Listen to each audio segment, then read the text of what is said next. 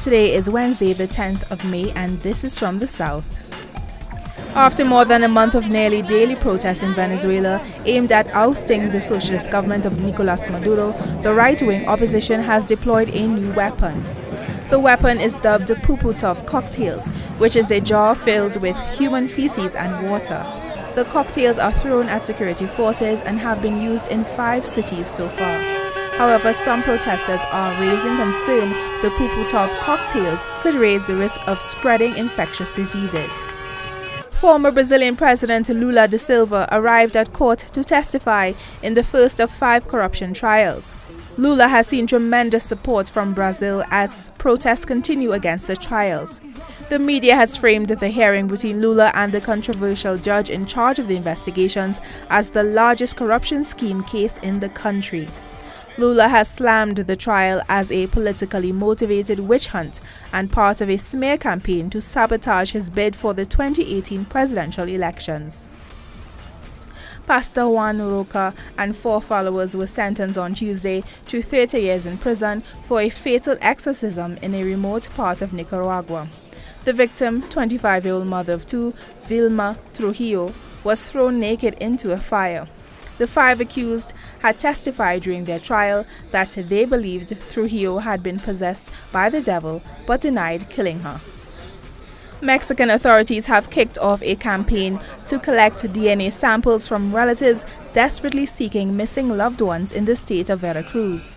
The campaign will be in place until May 12th.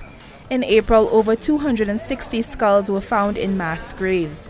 Veracruz has long been a stomping ground for criminal gangs who fight over lucrative drug and migrant smuggling routes. Colombia's second largest rebel group, the ELN, released 8 hostages on Tuesday.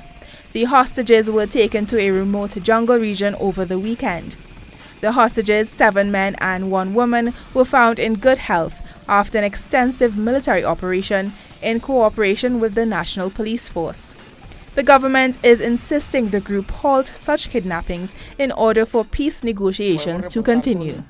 Hundreds of protesters gathered outside the White House early this Wednesday, holding signs and chanting to protest the firing of the FBI director on Tuesday.